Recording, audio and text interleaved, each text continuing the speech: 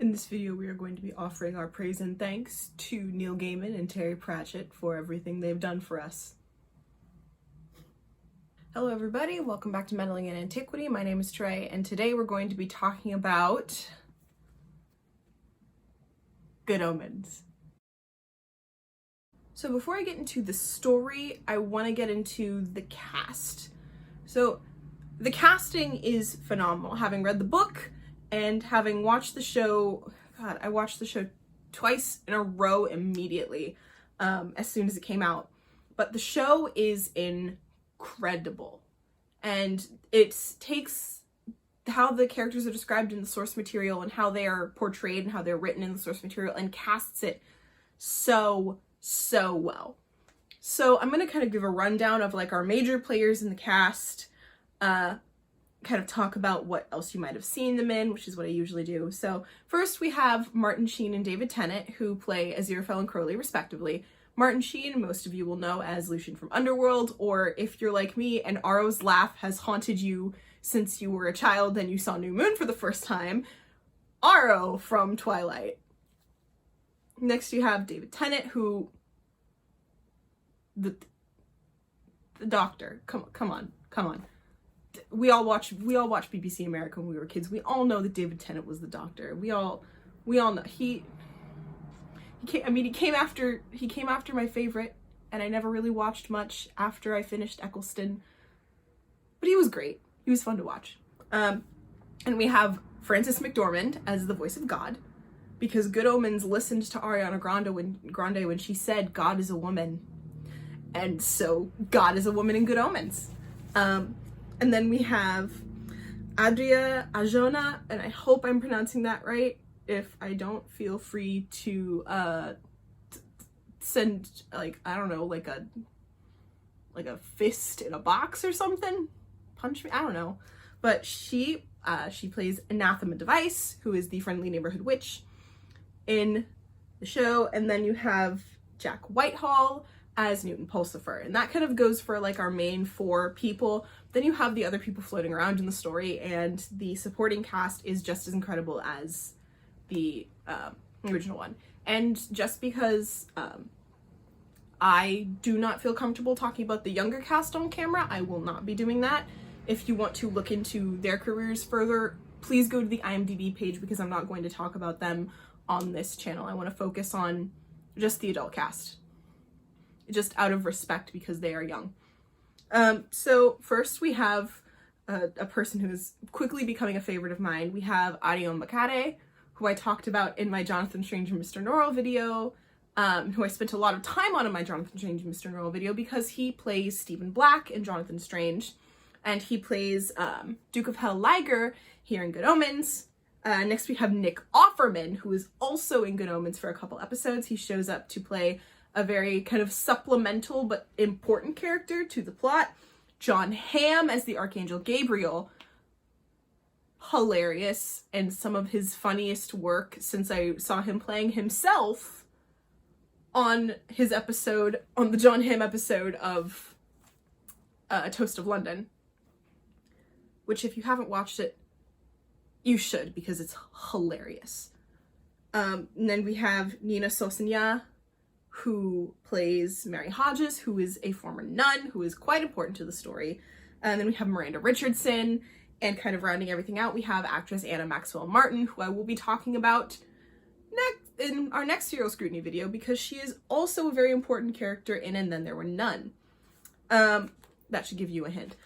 So that's kind of the cast. That's the incredible cast. Like I said, it's an extremely strong cast. And it's very well done in comparison to the books.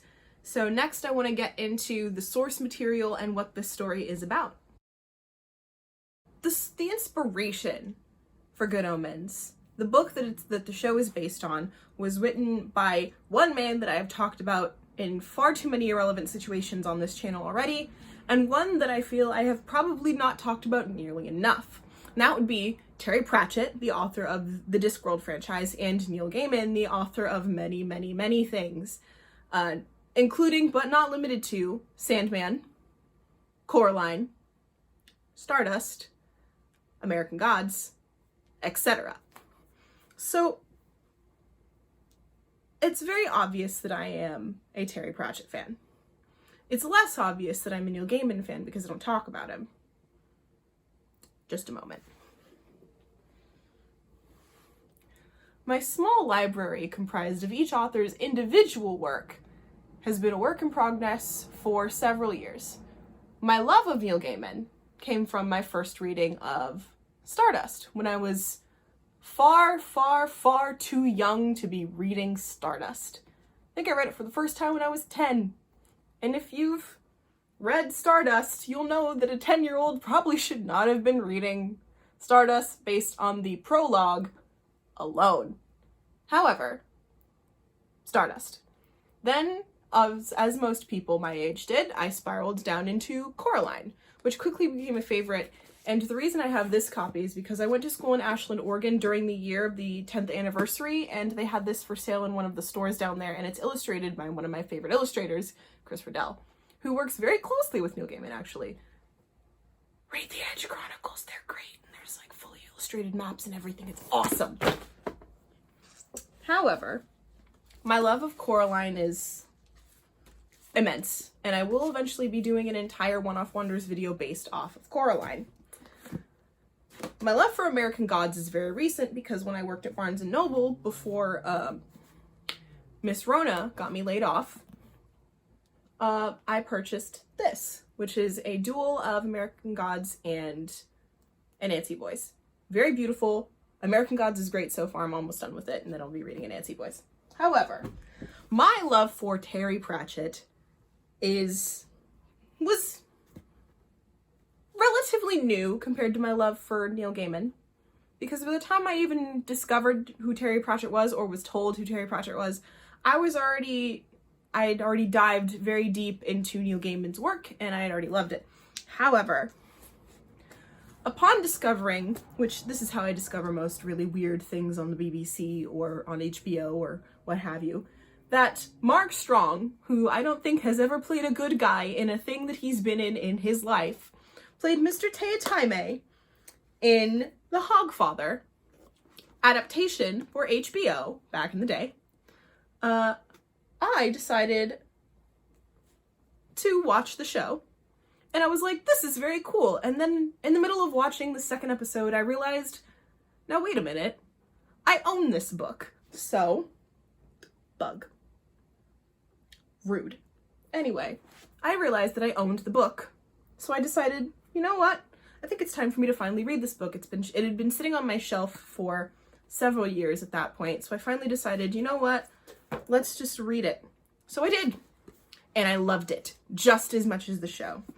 And after I finished that, I started Equal Rights, which is really funny. And that's how I realized that Terry Pratchett writes some of the best women I have ever read.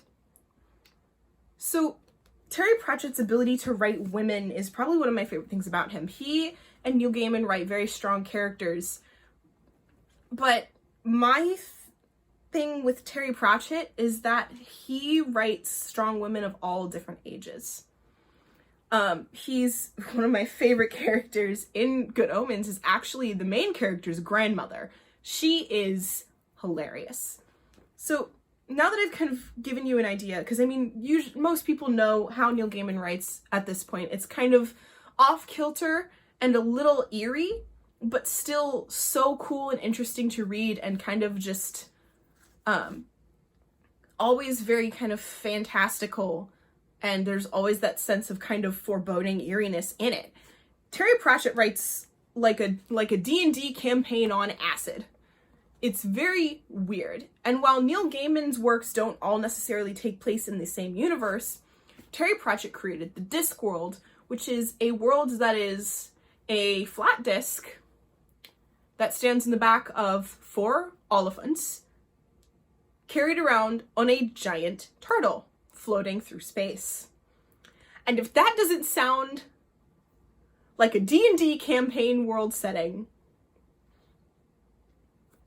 then I don't know what to tell you. You obviously have not been playing the right tabletop RPGs. So that's kind of an idea of the two big brains behind the source material. Now let's get into the actual story of Good Omens. When Good Omens first came out, I got a little overzealous. And by overzealous, it means I watched the show twice in a row, back to back, proceeded to immediately order the nice and accurate Good Omens TV companion, and then immediately, upon finishing the show for the second time, and purchasing the book, and then starting the book, also then immediately purchased the quite nice and fairly accurate Good Omens script book. I got very enthusiastic, and for good reason, because all of these three together have really helped me get a better feel for the show. So, to start with, our two major characters, Crowley and Aziraphale, have been friends since the beginning. And I mean like the beginning that's capital T, capital B. Though, the interesting thing about their relationship is that Aziraphale is an angel. Crowley is a demon.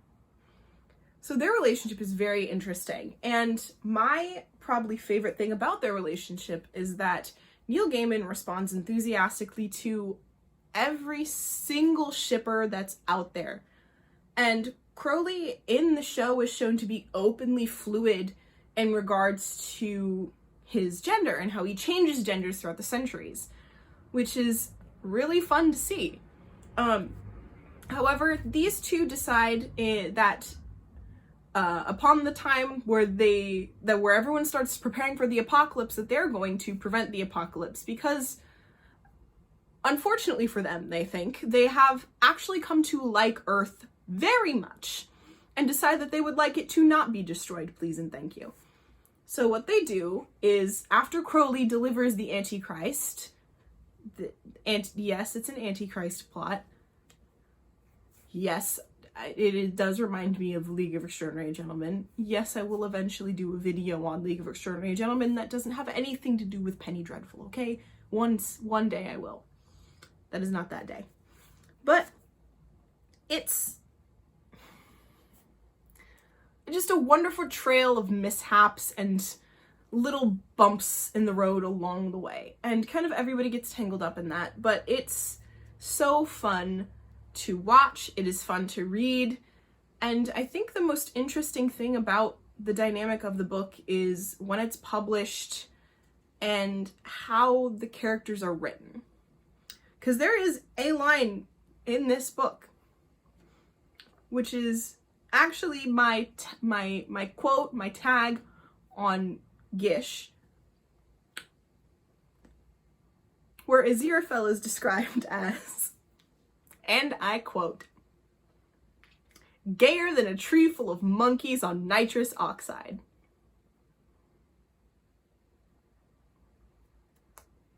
Yes, that is a real quote from the book. And the interesting thing about that particular quote is that it's true. Aziraphale is quite obviously a fussy, homebody, certainly not heterosexual character. And what I love about the book is that all the characters, at least Aziraphale and Crowley, are very obviously queer-coded. It's the whole story between the two of them essentially consists of pining and expressing love through food, because that's Aziraphale's thing. And I think Neil Gaiman has talked about that a little bit in regards to Good Omens being written at a time where they weren't, or where it wasn't acceptable to write about homosexual relationships. I mean, you can see that reflected in a lot of writing from even before that. I mean, there's a kind of a certain time where it got not okay. And, well, I mean, it's kind of always not been okay, but outright, at least. Because if you look at things like Carmilla and I hesitate to say Three Musketeers because I don't really think it applies, at least not the novels. But certainly Carmilla. You look at like the erotica and things like that, it was kind of obvious and implied, but never outright. And that really shows in Good Omens in both the show and the book. And I think the only reason that it wasn't explicit in the show, or at least has not been explicit in the show yet, there are rumors that there will be a season 2. I am not sure how confirmed and how accurate those are, since there is not much source material left. But I feel like if they'd have done it outright, it would have kind of been a disservice to the journey we've seen Aziraphale and Crowley on. But I think the most important thing about this show is that it very much kind of is an exploration of not just Crowley and Aziraphale's relationship, but the relationship that they formed with the rest of the world. Because they've seen all the good and they've seen all the bad, but they've still found that this place is worth saving, even though nobody else on their respective side or their perceived respective sides believes it is. And I think that's a really important takeaway from the source material for this. Honestly, it's just fun. It's a fun story. It's a fun read. It's a fun watch. It's a fun everything. It's good. I mean, there's really not much else I can say about it. It's that it's good. Good Omens is a good show. And honestly, I would love to see a season 2. I mean, if you need another actor, Mr. Gaiman, I'm available. Let me know when that comes up. So I think that just about wraps up the discussion of the story and the brains behind it. So let's get into final thoughts. My love for Good Omens is very obvious. In fact, it was hard for me to come up with a way to really analyze the show, just because there's really not much for me to analyze. It's a fun show. It's fun to watch. It's fun to read. It's a fun show to think about. It's a fun show to theorize about. And it's a very interesting look at what if when the apocalypse happens, there's people who deem this world worth saving, despite the fact that they've been here for every single horrible thing that's ever happened. And I really like the idea of that. It's incredible, and I know it's been a long time coming for the show to even exist. And I know that since Terry Pratchett passed away, it's kind of been it's been a solo journey for Neil Gaiman. And I think it's his dedication to getting Good Omens made the way himself and Terry Pratchett wanted it made is so admirable. And it's something I really do admire about the show, is that every step of the way, whatever was done with the thought of, is this something that we would both want, is kept in mind, and you can feel it. In fact, there's small details in there that they talk about in the TV companion. Like, Terry Pratchett's hat can be seen in the show. There's an entire section of shelves in Aziraphale's bookstore dedicated to Terry Pratchett's books. And it's the small details like that that really make the show more fun to watch. So I do highly recommend it. If you have to watch it on Amazon, you can, but do we really want to give that bald bastard any more money? No. So if you have to watch it on there, you can. Try and bootleg it. No one's gonna be mad at you for trying to bootleg it. He doesn't deserve your money, girl.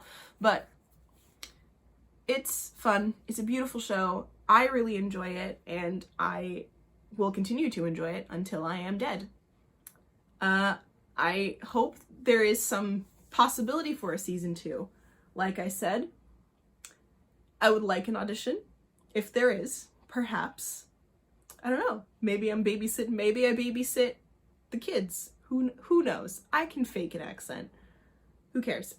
But it's an incredible show. I really do recommend it. That just about wraps us up for this episode of Serial Scrutiny, and I will see everybody tomorrow for Sociopolitical Smackdown. Bye.